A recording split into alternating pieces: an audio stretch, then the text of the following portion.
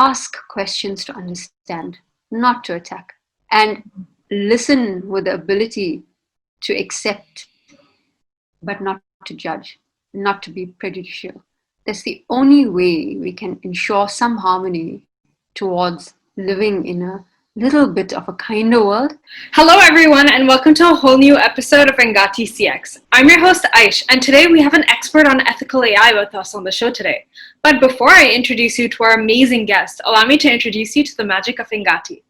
Engati is the world's leading multilingual digital CX platform, available across 14 channels with 45,000 solutions, created across 187 countries and every domain and use case. Engati has also been recognized as a top platform by Inc.com, TechWorld, CIO, and many others. We run the Engati blog, video channel, and the Engati CX podcast, receiving upwards of 400,000 visitors annually.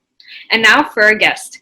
As a media and communications specialist, Nazareen has consulted on, experienced, and directed the workings of online and corporate communications and marketing across a variety of industries like technology, education, agriculture, and retail. With over 15 years of experience, she recently began her journey towards becoming an AI ethics officer to starting the AI African Report research team at Tech Social Enterprise, Socially Acceptable, where she's the CEO and founder. In addition to consulting, she also provides face-to-face training and entrepreneurial mentorship and has produced and anchored a variety of television and radio shows in the past few years. So welcome to the show, Nazareen. We're thrilled to have you. Thank you very much for the opportunity, Ash, and it's lovely to join the team at Engati. I'm happy to talk to you today. So before we dive into our interview with Nazareen, don't forget to subscribe to Engati and tap the bell icon to get access to exclusive content from thought leaders from across the globe. So Nazareen, let's start with our first question. Who's responsible for AI ethics? Very good question, Ash. I think it's everyone across the board. Not just the decision makers in a company who commission a particular piece of software to be written or a system that they're thinking about how to impact people, but I think people across the board. And which is why this topic is particularly interesting because it requires the insight, knowledge and wisdom of people across the board, general citizens in a country, people who are decision makers in a company, organizations that are committed to understanding justice and a social impact, positive social impact, as well as the governments who are creating a regulatory environment in order for us to operate. So the number of stakeholders are varied, there are many, and they need to be included at all times. Cool. So how can we create a machines and an unemployment balance? Like how can we create that balance? So I'm going to use the South African example. Our president here last year established a presidential commission on the fourth industrial revolution. Mm-hmm. It was established at the beginning of 2019. It's headed by, or rather on the board, there are quite a few interesting stakeholders or thought leaders in our industry. The head of that commission is, of course, the president. He is supported by the Minister of Telecommunications here, Minister Nazareen Ebrahim, and the Deputy Chairperson there is also his Vice Chancellor at UJ, the University of Johannesburg, Prof. Chilithi Marwala. So thinking about your question around unemployment and the balance of creating machines and unemployment, there's an interesting finding from the first report that the Commission has produced, particularly for South Africa. And one of those is the upskilling or the reimagination of the manufacturing industry here. And manufacturing industry, we know, typically refers, or you think about automation. Automation, that's creating unemployment, and how do people reimagine their jobs? So I'm excited to see how our Presidential Commission is addressing, understanding, coping with unemployment, which in our country is significantly high due to a number of factors, with the pandemic having come in and further impacted the ability for employability, as well as industries that may have been thriving and now are shutting down in certain instances. Machines are there in the capacity of automation or becoming, I would say, a complementary factor in undertaking a particular task alongside a human being. But human beings have to evolve into firstly accepting help from machines and secondly understanding that they replace some of their job capacity. So, Ish, I think this particular conversation is one that's ongoing. We first have to get an understanding from human beings around accepting and allowing machines to complement them in the workplace, not replace entirely, but have a complementary ability. That will then talk to, and what I think World Economic Forum's Job Reset Summit did recently, they held it, I think, a few days ago, was to talk around how to upskill and reskill workers and help them reimagine what their skills like are alongside machines. So it's, I would say, from my perspective, an ongoing conversation. Mm-hmm. How can we get employees to get over the fear of this automation era?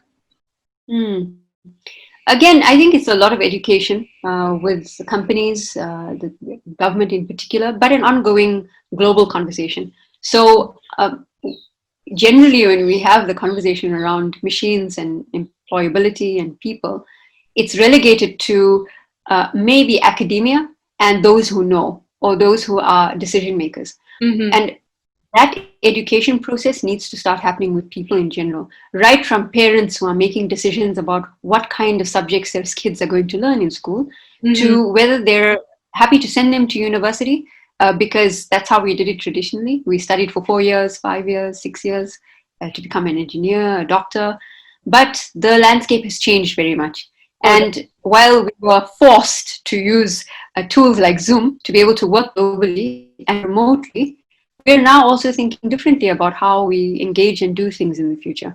So, to answer your question, it's a lot of education across the board with many people, but starting, I think, also in the home with a conversation between parents and children. I think that's a very important place to start. Yeah, that's actually a really interesting point you brought up, because I feel like a lot of parents these days kind of shame their kids whenever they use technology. Like, they're always like, oh, you're always on your laptop, or you're always on your phone. But that's the way the world is shifting. So I'm not sure why we're kind of stuck in these analog methods. Even in like high school, for example, everyone uses their textbooks, but the same piece of text can be available online and would also benefit a lot more people.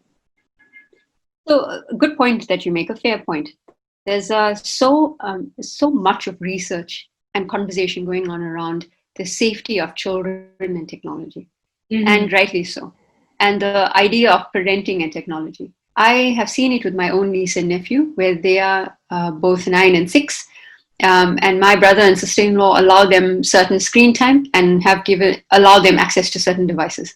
Now, I understand it, as I'm not a parent myself, but being an observer of the landscape and having been sort of a second mother to the rest of my siblings as they were growing up, it's interesting to see, coming from my age where we didn't have the devices. I was exposed to technology and the internet and devices from, say, around 16, 17 onwards, when I took computer studies in school in my last 2 years of grade 11 and 12.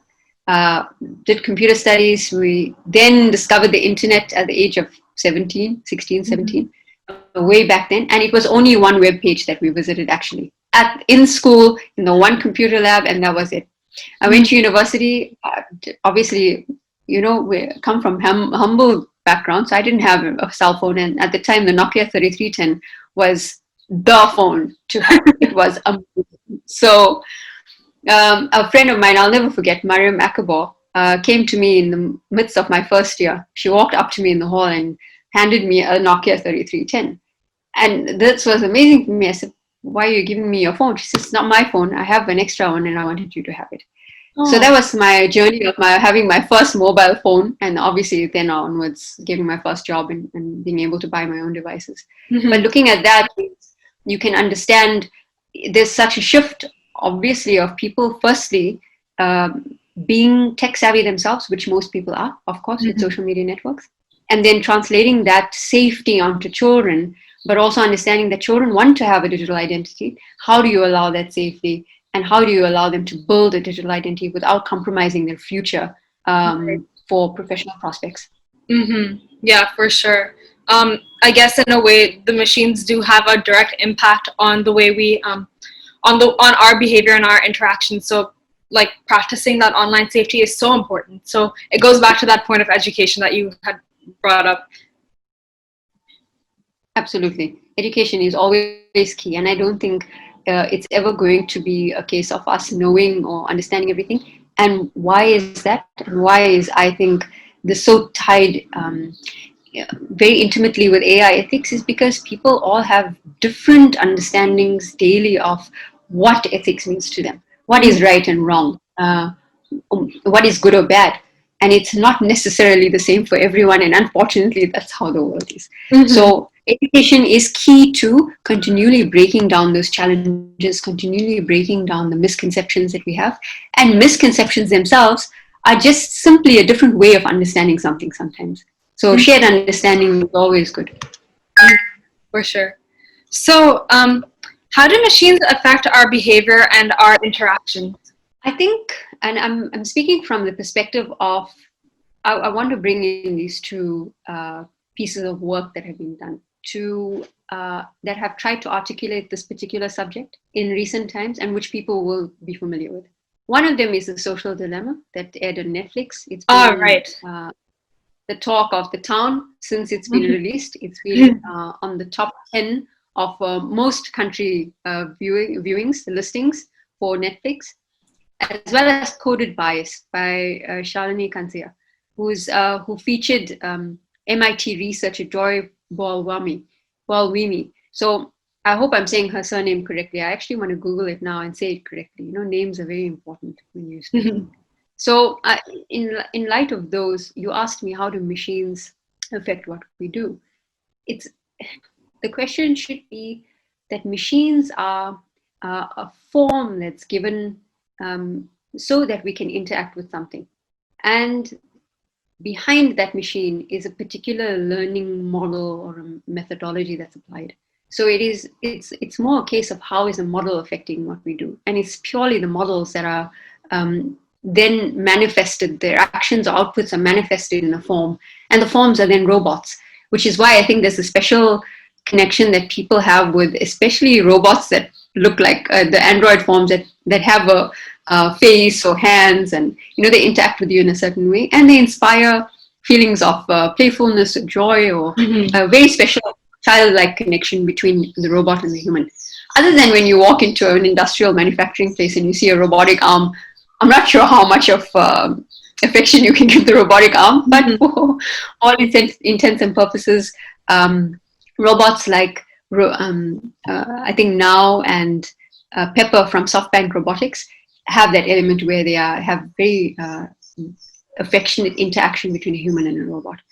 So my thought is, and going back to the two pieces of work that have been done, The Social Dilemma and Coded Bias, is how the models affect us is what thought process are they being trained on that then ultimately impact the end user or the person experiencing that system.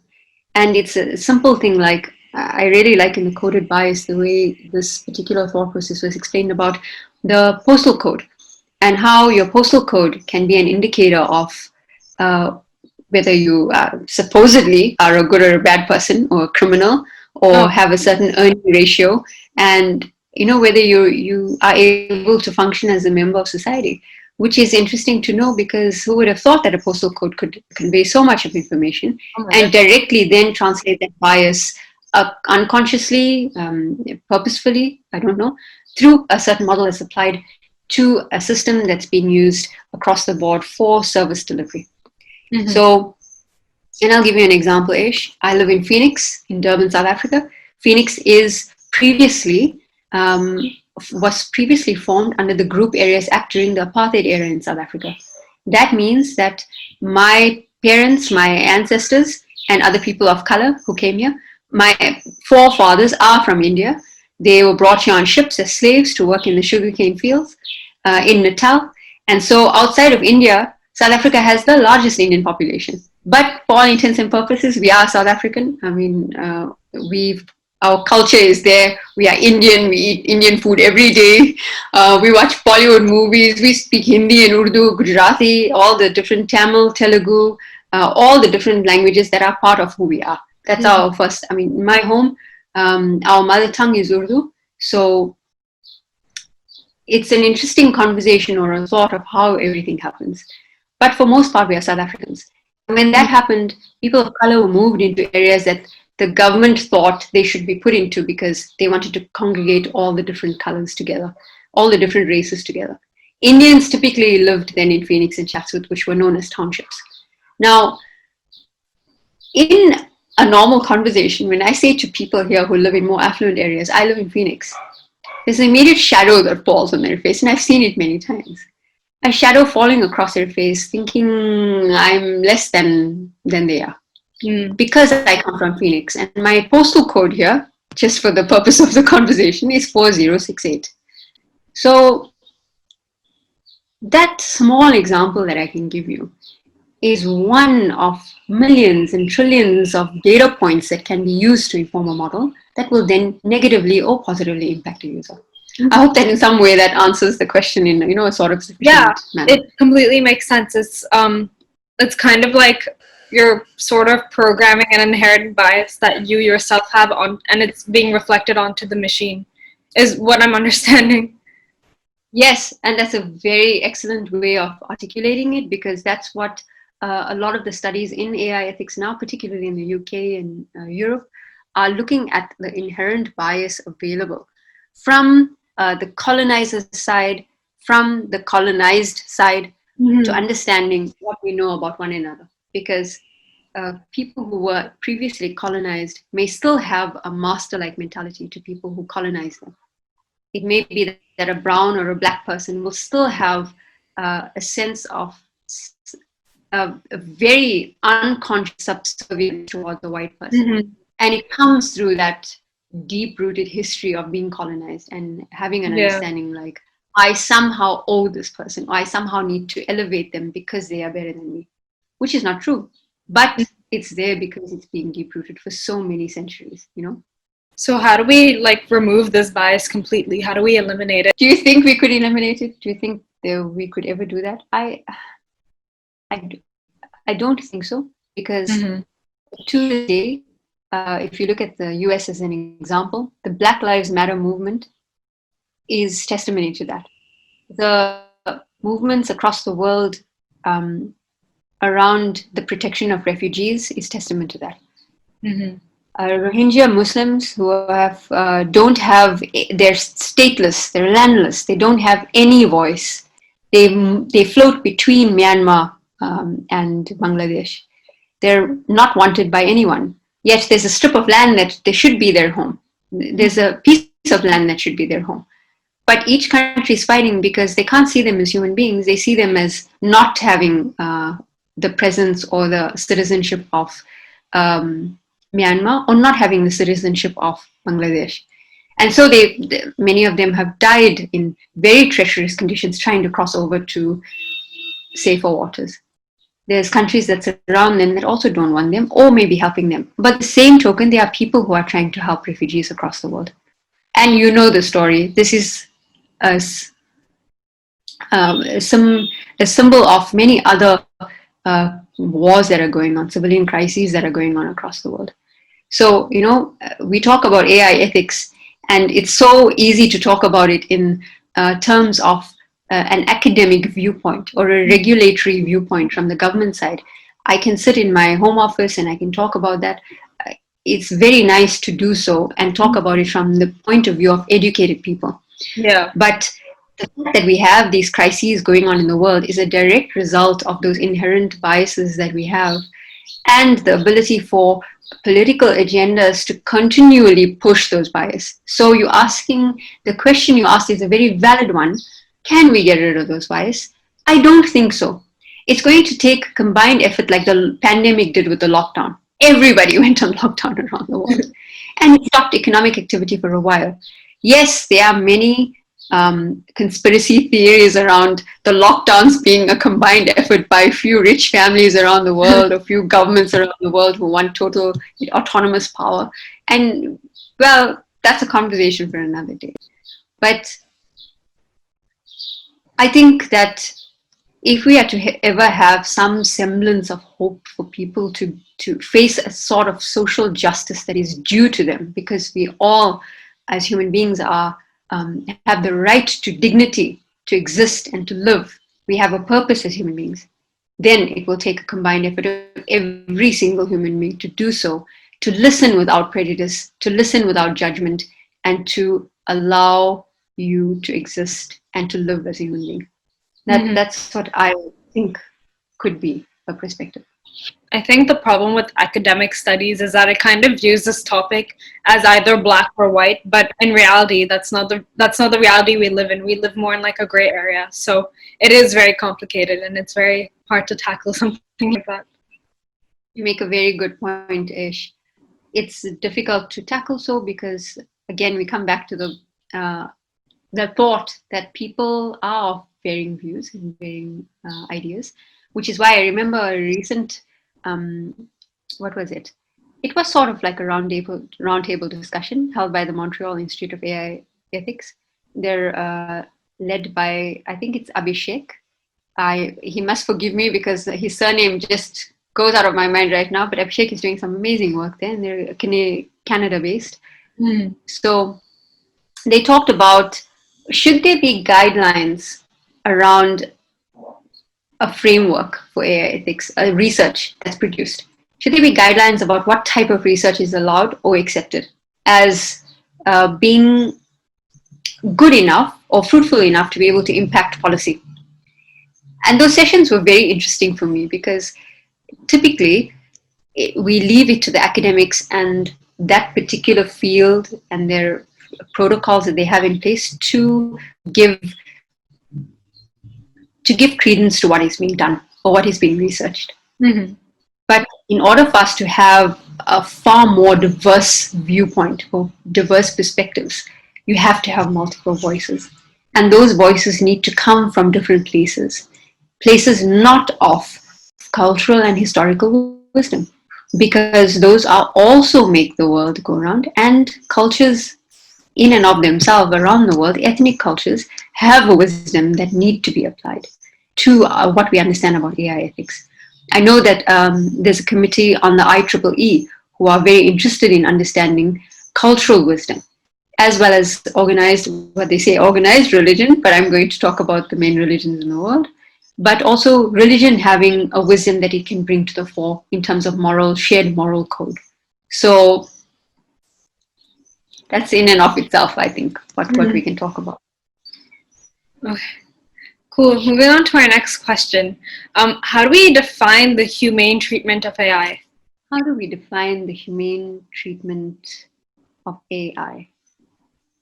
We need to break down that question. It's a very interesting question, but one that I think takes a bit of thought to answer. So the part of that question that stands out for me is the humane. Now you want to define that humane treatment of AI. The humane treatment of AI is understanding or having the people who are directly involved in making the decision about these processes, having them with a keen and invested sense, understanding whether this output is for good or for bad, or for commercial purposes. Mostly it is for commercial purposes because businesses run around the world. They obviously need to meet shareholders' expectations. They have to make money at the end of the day. I'm very aware of that, having running a business myself. But in order for us to define that humane treatment of AI is to enable many voices to be part of the process of the creation of something that is going to be an output for the end user. Is understanding that AI ethics is embedded in that process very much so. And it's not just a cost that you kick out of the door when budget is running low, like people do with marketing when they don't have budget in a company and the first thing to go is marketing. And neither am I equating AI ethics to marketing. However, that question around ethics is continually developing because typically commercial conversations are devoid of anything to do with feelings or what will be best for the intended user. It's always around how can we cut costs in order to save money, to lower our expenses, but to produce a good quality product. And to have it in the minds of people that they want to buy it regardless of whether it may be good or bad for them. That's typically the understanding. But the conversation that defining the humane treatment of AI is going back to the people who commission this, as well as the people who are building it and the end user who are going to experience it. They need to all have a conversation with one another. So I think that's where we can have a sort of starter definition, but it needs more interrogation. Definitely, definitely. So on a final note, are there any other thoughts you'd like to leave our audience with? I think I would like to say to people, would like to, and thank you very much, Ish, and to the Engati team for the opportunity, because it's an opportunity for me to say to everyone watching here, I encourage you and I urge you in your daily conversation, please ask questions to understand, not to attack, and listen with the ability to accept, but not to judge, not to be prejudicial. That's the only way we can ensure some harmony towards living in a little bit of a kinder world. But remember too that when you are doing that, what you are doing is you are changing the sentiment of what you are putting into your daily data that you're putting out on your social networks and everything you do online. We are hoping that in the long run, this changed sentiment will lead to much cleaner, fairer, more just data sets that are fed into models that will have a better outcome for people. That's all I can leave with you with. Thank you so much for that excellent piece of advice. I feel like everyone needs to listen to that and needs to apply it right now, because of the way the world is, and also the way the current state of the things going on in the US, obviously because of the political election. Things are kind of divided right now. So I think reminding everyone to be kind and just to listen, not to attack, is so important right now. So thank you so much for sharing that and for giving us your time, Nazareen. Your insights were really valuable, and I know our audience is really going to enjoy this interview. So we'll be back with a new episode with a brand new expert soon. So stay tuned, and we'll see you around for the next one.